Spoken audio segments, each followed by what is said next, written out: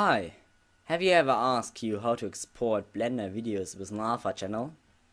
Yeah? And you rendered the whole scene in a PNG sequence? Oh yeah, I knew it. But this time is gone, because we discovered a new, easy and simple method to export Blender videos with an alpha channel. So you got your scene and you want to export it, so you go down to output and change the codec from AVI codec to H.264. The next step is change the format and encoding from AVI to QuickTime, because MOV supports alpha channel in the file.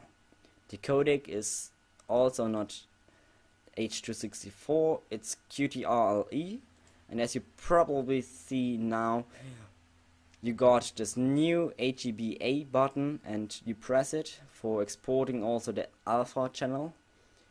And the last step you have to do is press animation, and you got your animation with an alpha channel saved in a MOV file.